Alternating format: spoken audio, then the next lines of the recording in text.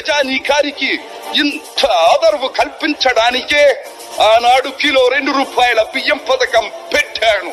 అటువంటిది P4 కార్యక్రమంతో పేదకు పేదరికం నుండి విముక్తిని కలిగించి బంగారు కుటుంబంగా తీర్చిదిద్దే చంద్రబాబు ప్రణాళిక అహో అద్భుతం, మహాద్భుతం.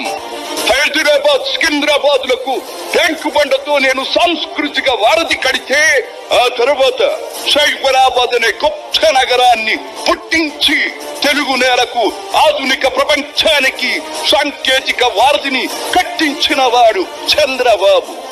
క్రమశిక్షణాపూరితమైన అభ్యుదయ సమాజ నిర్మాణ శక్తిగా యువతను మలచడం కోసం ఆనాడు నేను కలలు కన్నాను.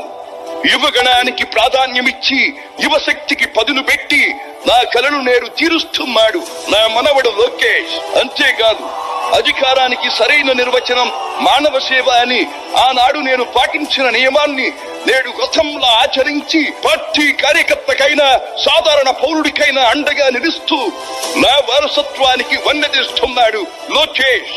గగన సీమ నుండి ఇది చూసి అయ్యారే ఫలా ఫలా మనవడా ఫలా అని మురిసిపోతోంది నా మనస్సు. నా రక్తం మంచుకు పుట్టిన నా కూతురిచ్చి పెళ్లి చేస్తే తండ్రి లాంటి వాడిని, ఇంచుమించుగా లాంటి వాడిని ఏ విధంగా మోసం చేశాడో ఒకసారి మనసున్న వాడితే మనసుతో ఆలోచించమని నేను అడుగుతున్నాను. నేను చూస్తున్న తప్పేవాడు చేశారు.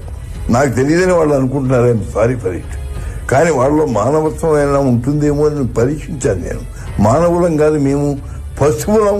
నమ్మిన వాళ్ళకు ద్రోహం చేస్తాం, నమ్మిన వాళ్ళ గొంతు తీస్తామని చెప్పి ఈనాడు నిరూపించుకున్న ఘాతకులు వాడు. చరిత్ర మరవదు, ఎప్పుడూ జరిగింది.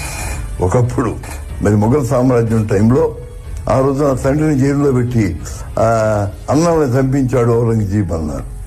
ఈనాడు అదే విధంగా చంద్రబాబు నాయుడు ఏ విధంగా తన తండ్రి లాంటి ఎన్టీ రామారావుకి ద్రోహం చేశాడు కేవలం పదవి కోసం, ఏ విధంగా ఆత్మని అమ్ముకున్నాడు, ఏ విధంగా మానవత్వాన్ని చంపుకున్నాడు అనేది నిదర్శనం. సాక్షాత్తు ఇది శాశ్వతంగా ఉంటుంది. మనిషి పోతాడేమో గాని ప్రజల మనస్సు పోదు. ప్రజలు నన్ను నమ్మారు. తెలుగుదేశం అంటే రామారావు గారిది అని అనుకున్నారు. తెలుగుదేశం అంటే రామారావు గారే అసలు దానికి అవతరణ కారణమని అన్నారు. కాబట్టి ప్రజలకు చెప్పాల్సి నాకేం చెప్పక్కర్లేదు. వాళ్ళకి మనసు ఉంటే, వాడికి ఏదైనా జ్ఞానం ఉంటే ఆ ప్రజలకే చెప్పండి ప్రజాస్వామ్య విధానంలో. కాబట్టి ఈ విధమైనటువంటి ద్రోహం జరిగింది.